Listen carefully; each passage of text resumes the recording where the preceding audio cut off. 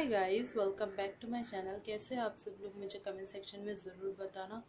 और गाइस, आज की जो ये शो है, आज की जो ये व्लॉग है वो बहुत ज़्यादा इंटरेस्टिंग होने वाली है, क्योंकि आज हम कुछ ऐसे इश्यूज़ के बारे में बात करेंगे, ऐसे इश्यूज़ के बारे में डिस्कस करेंगे जो आपके लिए बहुत ही यूनिक और नया होने वाला है। तो गाइस, आज का जो ये टॉपिक है, हम ब्यूटी, एस्थेटिक और कुछ डिजीज़ के बारे में बात करेंगे, जो कि आपके सिर्फ ओरल हाइजीन के ऊपर ही नहीं, बट ओवरऑल हाइजीन के ऊपर भी डिपेंड करती है। तो गाइस, तो आज की जो ये टॉपिक है, दैट्स अबाउट ओरल अल्सर्स। तो गाइस, आपने देखा होगा कि बहुत लोगों को ओरल अल्सर्स है। तो ओरल अल्सर्स होते क्या है? वो अल्सर्स होती है जो कि एक स्वेलिंग टाइप की होती है एंड रेड पिंक कलर की होती है विद वाइट पस समटाइम्स। तो ये जो स्वेलिंग्स होती है वो हमारे ओरल कैविटीज़ में होती है। तो ये जो ओरल कैविटीज़ में होने के बहुत सारे कारण हो सकते हैं। फर्स्ट ऑफ ऑल, या तो आपने कोई एलर्जिक फूड खाई हो जो आपके लिए सूटेबल नहीं हो, एंड गाइस, या फिर कोई केमिकल इंसल्ट है, या फिर कोई फ्रूट्स वेजिटेबल्स जिसमें ज़्यादा बैक्टीरियाज है, और तीसरी और चौथी चीज़ है, आप इम्यूनो डिफिशिएंट हो। इम्यूनो डिफिशिएंसी एक बहुत बड़ा कंसेप्ट, लंबा कंसेप्ट है, तो उसको हम धीरे धीरे डिस्कस करेंगे। तो इम्यूनिटी में हमारे जो सेल्स होते हैं वो बी सेल्स, टी सेल्स होती है, जो कि न्यूट्रोफिल, इसिनोफिल्स, बेसोफिल्स, ल्यूकोसाइट्स, इन सारी चीज़ों के ऊपर डिपेंड करती है। और हमारी जो थाइमस ग्लैंड है, जो कि इम्यूनिटी का बहुत बड़ा गॉड माना जाता है इन मेडिकल साइंसेस। तो वो जो इम्यूनिटी है आपकी किस टाइप से आपके बॉडी में है। तो मैं आपको एक छोटी सी स्टोरी सुनाती हूँ, जिस स्टोरी में ये है कि I went to a dental camp, जहाँ पे मैंने बहुत सारे बच्चों को देखा। और बच्चों को देखने के बाद मैंने देखा कि उनमें से जो 20 बच्चों में से 19 बच्चों में कुछ ना कुछ प्रॉब्लम्स थी ओरल कैविटी में।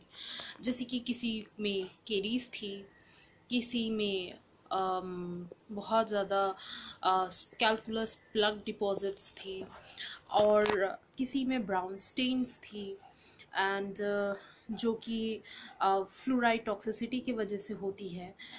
तो बहुत सारी प्रॉब्लम्स थी, पर उनमें से एक बच्चा था कि उसमें कोई प्रॉब्लम नहीं थी। So the kids were government के बच्चे, मतलब गवर्नमेंट स्कूल में पढ़ने वाले बच्चे थे। तो उनको वही दिया जाता था जो गवर्नमेंट सरकारी स्कूलों में दी जाती है, बेसिक दाल चावल रोटी। तो सारे बच्चों को वही दी जाती है। तो जो भी उन बच्चों को दी जाती है खाने के लिए, या फिर अपने घरों में जो सोशल इकोनॉमिक स्टेटस भी था, वो भी it was not of what to say, not of the standard, उनसे कम ही थी। तो बेसिक स्टैंडर्ड रिक्वायरमेंट्स से बहुत लेस थी।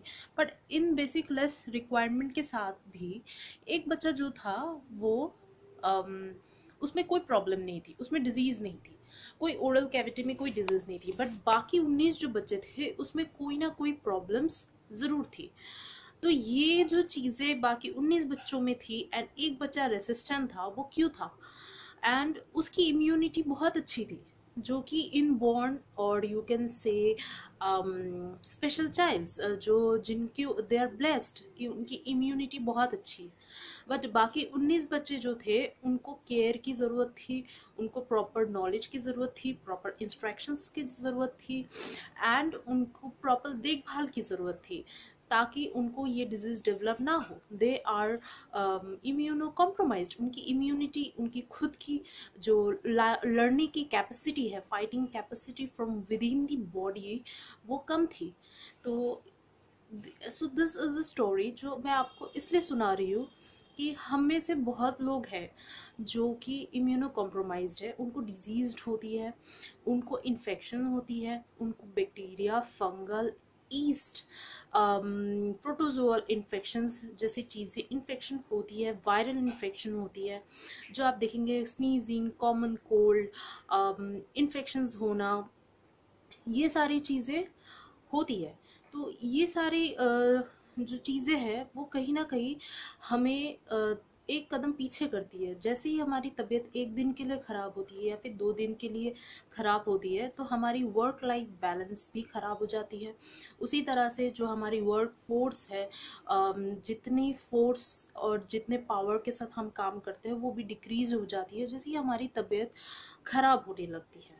तो ये सारी चीज़ें आप देखेंगे कि बहुत सारे जो बॉयज़ है या फिर जो गर्ल्स है, तो आप देखेंगे किसी स्कूल में जाते हैं या फिर कॉलेज में या फिर कहीं पे सिलेक्शंस में या फिर किसी इंटरव्यू में जब जाते हैं, आप देखते हैं जो कि एस्थेटिकली वेरी प्लीजिंग है, जो एस्थेटिकली दिखने में बहुत अच्छा है एंड फिजिकली फिट है एंड दिखने में बहुत अच्छा लग रहा है, तो they are given the first priority. और जो कि एस्थेटिकली प्लीजिंग नहीं है, इतने ज़्यादा अच्छा दिखने में नहीं है, ना कि फिजिकली फिट लग रहा है, तो उसको जो है हम लोग साइड लाइन कर देते हैं। उसको सिर्फ ऐसा नहीं है कि हम सिर्फ इंटरव्यू के टाइम में, स्कूल कॉलेज सिलेक्शंस के प्रोसेस में, आर्मी के सिलेक्शंस के प्रोसेस में साइड लाइन करते हैं, बट हम अपने डे टू डे लाइफ में भी उन लोगों को साइड लाइन कर देते हैं। तो जब भी हम मैरिज के लिए भी जाते हैं, हम ऐसे बॉयज़ एंड गर्ल्स को सिलेक्ट करते हैं अपने लाइफ में जिन जो कि एस्थेटिकली वेरी मच प्लीजिंग है एंड दिखने में बहुत अच्छा है, फिजिकली फिट है, लाइफ में बहुत कुछ अचीव कर चुका है एंड बहुत कुछ हम उनके बारे में देखते हैं। तो ये सारी चीज़ें जो है जो बेसिक स्टैंडर्ड है, वो स्टैंडर्ड क्यों होती है? तो ये जो हम डिफरेंस जो है वो तो लोग क्रिएट करते हैं, ये तो लोगों की बात है, बट ये जो डिफरेंस है वो एक्चुअली में होती क्यों है? आज अगर हम देखते हैं कि फॉरेन कंट्री, वेस्टर्नाइज्ड कंट्रीज में, डेवलप्ड कंट्रीज में ज़्यादातर देखते हैं, उनमें ज़्यादा जाना चाहते हैं, तो वो उन्होंने उनमें डिजीज नहीं थी, तो बिल्कुल थी, उनकी भी प्रॉब्लम्स थी, उन्होंने भी ये सारी प्रॉब्लम फेस की इवोल्यूशन के टाइम में, बट उन्होंने कुछ रिचुअल्स, कुछ कंसेप्ट के ऊपर रिसर्च किया, जिसके बारे में उन्होंने एडवांस टेक्नोलॉजी अपने लिए लाए, जिसकी वजह से सर्वाइवलिटी के साथ साथ उनकी अपीयरेंस बेहतर होती गई, वो एस्थेटिकली मोर प्लीजिंग होते गए एंड मेडिकली फिट होते गए। तो ये जो चीज़ें थी जो उन्होंने इम्प्लीमेंट की और हमसे 2 कदम आगे गए, और आज अगर हम उनके साथ कंपेयर करते हैं खुद को, तो ये सारी चीज़ों पे हमने वर्क नहीं की और ना ही हमने उनके बारे में सोचा जो अब हम सोच रहे हैं। तो ये सारी चीज़ें क्या है? First of all is a balance diet. आप किसी भी डॉक्टर के पास जाते हैं, उनके पास उतना टाइम नहीं होता, बिकॉज उनको बहुत सारे पेशेंट्स देखने होते हैं एंड वो इतना कुछ बताते नहीं है। तो फर्स्ट ऑफ ऑल जो जिस कंसेप्ट के ऊपर फॉरेनर्स से लेके हर किसी ने वर्क किया, तो first is a balance diet. So what is a balance diet? जहाँ पे carbohydrate, proteins, fats and vitamin, minerals, ये सारे जो इंग्लिश वर्ड है, बहुत बड़ी बड़ी वर्ड्स है, तो इन सारे के ऊपर बैलेंसली उन्होंने वर्क किया, उनको अपने डाइट में इंक्लूड किया और उनको कंज्यूम किया। उन्होंने फूड के बारे में बहुत अच्छा नॉलेज रखा, और फूड के साथ साथ जो इम्पोर्टेंट है that is water. So water, कौन सा वाटर पी रहे हैं वो, कितना मिनरल कंटेंट है उस वाटर में, कितना एस्थेटिकली यू नो जो वाटर हम कंज्यूम करते हैं वो वाटर हमें एस्थेटिकली भी बहुत ज़्यादा सुंदर और प्लीजिंग बनाती है। तो उन्होंने इन सारे कंसेप्ट के ऊपर वर्क किया, जिसके वजह से उनकी धीरे धीरे उनकी हेल्थ सुधरी, उनकी जो अपीयरेंस थी वो सुधरी, उनकी जो डिजीज़ थी वो होना कम हुआ, जिसकी वजह से आज हम फॉरेन कंट्रीज़ के तरफ देख रहे हैं, उनके लोगों के तरफ देख रहे हैं। एक कंट्री उनके लोगों से बनती है, हम उन लोगों से अट्रैक्टेड है। तो why we are so much attracted, because उन्होंने इन सारी चीज़ों को, अगर हम अपना चेहरा अपने आईने में देखते हैं तो हम खुद को कम सुंदर लगता है और सामने वाले को दिखने में हमसे ज़्यादा सुंदर लगता है। क्यों हो रहा है ये? हम क्यों नहीं खुद को इतना सुंदर महसूस कर पा रहे जितना वो सुंदर दिखने में लग रहा है? ये बिकॉज उन्होंने इन सारे कामों में एक्ट किया, दे अंडरस्टूड द कंसेप्ट। उन्होंने हमारे डॉक्टर्स, अगर हम जाते हैं ओरल अल्सर्स हो गई तो उसके लिए विटामिन की कुछ कैप्सूल्स, एंटीबायोटिक्स और ज़्यादा से ज़्यादा कॉर्टिकोस्टेरॉइड्स, स्टेरॉइड्स, ये सारे दे देते हैं एंड इट्स ओवर।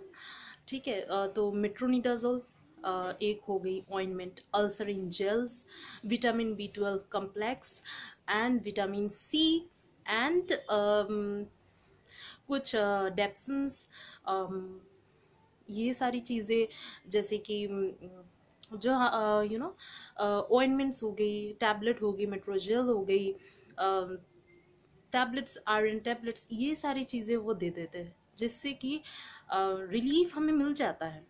डेफिनेटली हमें रिलीफ मिलता है, बट वो एक कम टाइम के लिए, लिमिटेड टाइम के लिए हमें रिलीफ मिलता है, but in the long run हमें वो रिलीफ नहीं होता। तो ये सारी चीज़ें रिकरेंट होती है, एक बार ख़त्म हो जाती है फिर दूसरी बार ये हो जाती है, नेक्स्ट टाइम फिर होती है। तो ये सारी चीज़ें इसलिए होती है क्योंकि हमने बैलेंस डाइट के ऊपर रिसर्च नहीं की, हमने वाटर को कंज्यूम करने के लिए वो रिसर्च नहीं की, और दूसरी चीज़ है हमने हाइजीन मेंटेन नहीं की। तो हाइजीन मेंटेन में फर्स्ट ऑफ ऑल जो चीज़ें आती है, तो फर्स्ट हाइजीन कंट्रोल में आप जहाँ पे सोते हैं, बेड शीट और पिलो शीट जो भी है उसको आप फ्रिक्वेंटली क्लीन कीजिए।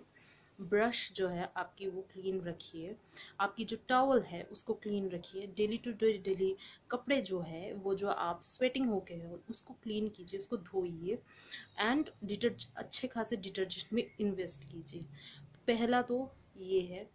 एंड दूसरी चीज़ में जो है आपको सोप, साबुन, फिर इसके बाद टूथपेस्ट, इसके बाद माउथ वॉश, ये सारी जो चीज़ें हैं इन सारी चीज़ों पे आप इन्वेस्ट कीजिए, जो कि आपके खुद के लिए, आपके खुद के मेंटेनेंस के लिए इम्पॉर्टेंट है। जब आप इन सारी चीज़ों पे एक्ट करेंगे, बालों के लिए शैम्पू, क्योंकि इन्फेक्शन है and infections can spread from any parts of the body. Ulcer सिर्फ माउथ में ही नहीं है, अल्सर किसी भी स्किन में हो सकती है, आपके स्किन में सिर्फ यहाँ पे नहीं, स्किन में भी हो सकती है, बालों में भी हो सकती है, हैंड्स पे भी हो सकती है, पैर में भी हो सकती है, इसकी कोई स्पेसिफिक साइट नहीं होती। बट अगर आपको अल्सर्स हो जाते हैं तो वो अल्सर्स आपके नीचे डाइजेशन में भी आपके बॉडी में स्प्रेड होती है, आप कुछ खाना नहीं खा पाओगे और वो खाना कितने दिन आप भूखे रहोगे, और अगर आप खाते भी हो वो इन्फेक्शंस नीचे चली जाएगी स्टमक में, स्टमक से वो ब्लड सेल्स में चली जाएगी, ब्लड एब्जॉर्ब कर लेगा उन्हीं इन्फेक्शंस को और बाद में वही आपके बाकी के ऑर्गन्स को डिस्ट्रॉय करेगी and lead to the cause of death. तो ये छोटी सी एक कॉज बहुत बड़ी कॉज कर सकती है। तो इन सारी चीज़ों पे आपका एक्ट करना बहुत ज़्यादा ज़रूरी है। तो फ्रूट्स में से मैं जो भी बोलती हूँ आपको, फ्रूट्स लीजिए, वेजिटेबल्स लीजिए, पर उनको आप जब लाते हैं उसको रॉ मत कंज्यूम कीजिए, उसको अच्छे से क्लीन कीजिए। आजकल वेजिटेबल वॉश अवेलेबल है जिससे कि वेजिटेबल क्लीन होती है।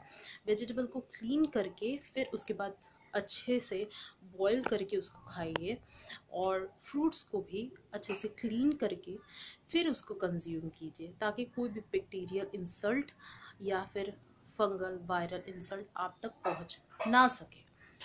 तो आप जितना हो सके उतना आप मेंटेन कीजिए खुद को, because maintenance is the key aesthetically active होने के लिए, फिजिकली फिट होने के लिए एंड खुद को बेहतर बनाने के लिए। तो साथ में combine, it's not this video जो मैंने आपको साथ शेयर की शायद थोड़ी लंबी बन गई होगी, मुझे पता है इतना टाइम नहीं होता देखने के लिए, पर मैं इसे शॉर्ट नहीं बना सकती बिकॉज इट्स इंफॉर्मेशन रिलेटेड।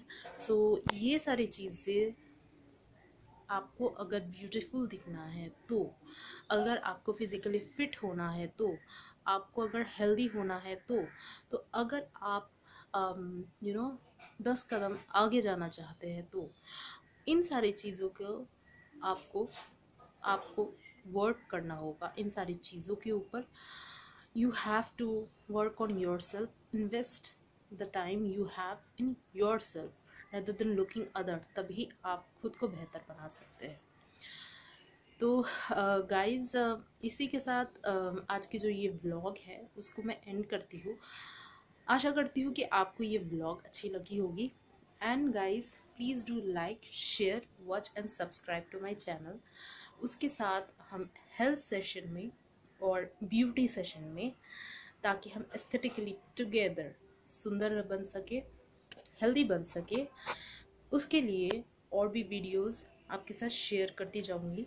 तो आप इस चैनल को ज़रूर देखिएगा और जितना हो सके अगर आप हेल्प करना चाहते हैं तो फिर प्लीज़ इस इंफॉर्मेशन को आगे स्प्रेड कीजिए, ताकि ये इंफॉर्मेशन के साथ 10 लोगों की मदद हो सके, हेल्प हो सके। बिकॉज एक कंट्री के लिए यूनाइटेडली सबको हेल्दी होना बहुत ज़्यादा ज़रूरी है।